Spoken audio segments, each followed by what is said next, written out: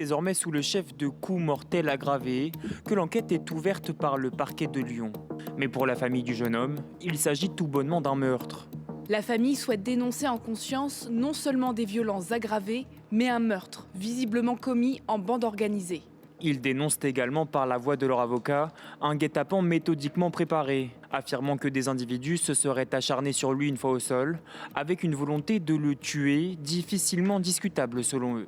Présenté par le collectif identitaire Némésis comme faisant partie de leur service d'ordre, Quentin, 23 ans, est pris en charge par les secours jeudi soir aux alentours de 19h40 sur les bords de Saône. Il aurait, selon Némésis, été la cible d'un groupe d'ultra-gauche alors qu'une rixe éclatait quelques heures plus tôt devant Sciences Po Lyon.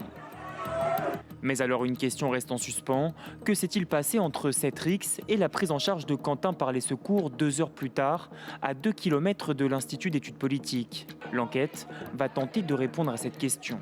Au cours des dernières heures, le profil de Quentin s'est peu à peu dessiné. Son engagement au sein de la branche lyonnaise d'Action française, un mouvement nationaliste militant pour le retour de la monarchie, a été revendiqué sur les réseaux sociaux. Il a milité dans nos rangs dans la section viennoise. Nous pensons à sa famille et ses proches et nous prions pour eux.